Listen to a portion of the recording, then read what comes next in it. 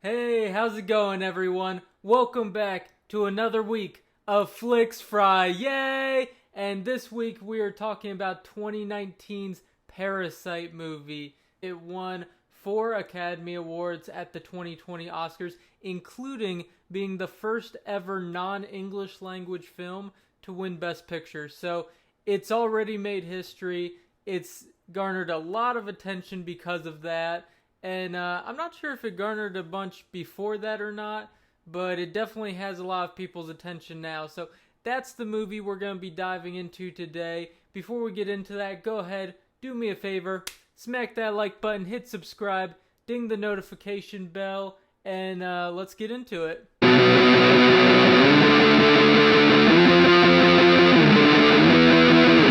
So we're going to go ahead and get started with the cons because that list is a bit smaller than the pros for me on this film. So you already know I like it. But the first con is that there is a scene, I guess it would be a couple scenes maybe, at the end where there's a lot of laughing. I can't really get into why there's laughing or who's laughing or what it's about because that would go into spoiler territory. But what I will say about it is that it seems strange. And now this whole movie seems a bit strange. So for the most part, most of the stuff that the person's laughing at is like you don't really think about it because you're like, well, it's a strange scene to have, but it's also in a strange movie. So I guess strange and strange, not that strange anymore. But there is one particular part that the character laughs at that I just felt like was a little weird, and it's at another character in a sense. So you'll know what I mean if you watch this movie, and you may not agree with me, but maybe you will agree with me. And so that's my first con. My other con is that some characters make decisions that just seem irrational. Like, everyone that you watch this with is going to think this is what they should be doing in that situation, not what they are doing. This is what they should be doing. And everyone's going to agree with them. You're going to agree with them. In the movie, though, the characters obviously didn't agree. They didn't see it that way and it feels like it's because they needed the characters to go a certain way in order for the story to end up a certain way. So it kind of felt a little bit forced, but it's not too bad. I've definitely seen movies where it's done a lot worse. That's just a small gripe that I felt like was worth pointing out because it's not done perfectly, so gotta put in the cons category. Another con for me, and I have this written down because I'm not good with character names. I think I've mentioned that in a previous Flix Friyay, but we don't get to see Min Hyuk's reaction to the events that happened during the climax of the film. And Min Hyuk is, I'm probably butchering these names by the way when I say them, but he's a close friend of Ki Woo's, who is one of our main characters, arguably our biggest main character. And yeah, we don't get to see his reaction to what happens in the climax, which I think is a missed opportunity because even though he's not in the film much, he's pivotal to the movie. He's pivotal to the plot. He's not in much of it, but he's very important, and I wish we could have seen his reaction because we do see other people's reactions through various means, and not seeing his kind of sucks. I also have 2 maybe cons depending on who you are, what type of films you like, and how you're going into this particular film. So the first con is that it may not be what you were expecting. It wasn't what I was expecting, that's for sure. And but it wasn't a bad film. Obviously you know that. I have more pros than cons, and we don't know my score yet, but it's it's going to be higher than a 4 or below, obviously. I think that's pretty safe to say. And yeah, so you may have your expectations in one place and then the movie just goes all around it. It's like everything except your expectations, if that makes any sense. Kind of anything that it could have been except what you thought it was. And that's what happened to me anyways. I took the title very literally, so I thought it was going to lean more into horror than anything else, but it's not. And I'll get more into that in the pros section. The second maybe con is that if you're not into interpretive films, you may not like this film because, and actually I'll get into what type of film this is here. It's an interpretive thriller, honestly. It's not a horror movie. There's a lot of tense moments for sure. Think of the likes of movies such as Disturbia with Shia LaBeouf, where, some people might consider it horror, but it's more thriller, really, if we're being technical about it. So, if you like movies like that, you'll probably enjoy this, but it's more interpretive than that movie, for sure. Now that we've gone through the cons, let's go ahead, roll it over into the pros. With the pros, the first one off the bat is going from that interpretive thriller that I was calling it. This movie is filled with symbolism and duality galore.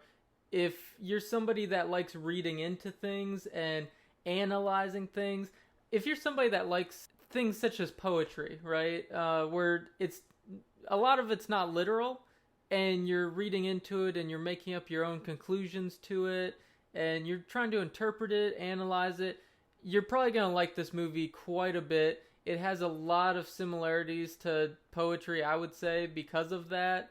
So kind of going off of that pro of it being very symbolic and having so much symbolism and duality, they keep the ending of this movie very unclear.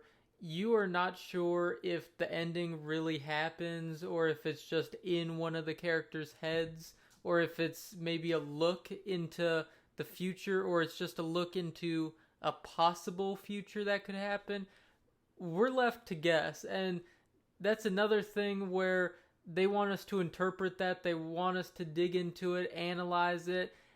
I really like that they left it unclear because it lets endings like that let viewers decide for themselves how they want to interpret it. And some people might see the different interpretations and go, well, if I were to interpret it that way, I wouldn't like this movie that much. But if I look at it this way, now that's a good ending.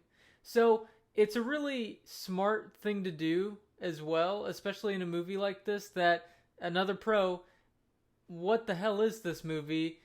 You might be saying to yourselves, well, you just said it's a interpretive thriller. Yes, but I guarantee you the whole time you are watching this movie, from beginning until the credits roll, you're going to be asking yourselves and you're going to be asking the people you're watching this with, what was the point of this movie? Why was this made? What is the meaning? What is this movie? You know what it is. It's an interpretive thriller, but you just don't know what it is on a deeper level. And I think they purposely do that, and it's very smart that they do that. It goes in full sail into the symbolism, forcing its viewers to interpret what it means, why they're watching it. It's really good in that regard. The other really good thing is the acting is excellent, and it pairs very nicely with the setting being unique. It's South Korea, and they do speak in the native language. They speak in Korean, which with English subtitles, of course, and that's something that growing up I would have hated. It's the reason that I have never finished Pan's Labyrinth myself, because I saw it when I was very young, and I hated the fact that, what do you mean I have to watch this movie and read the subtitles? I have to read a movie? That makes no sense.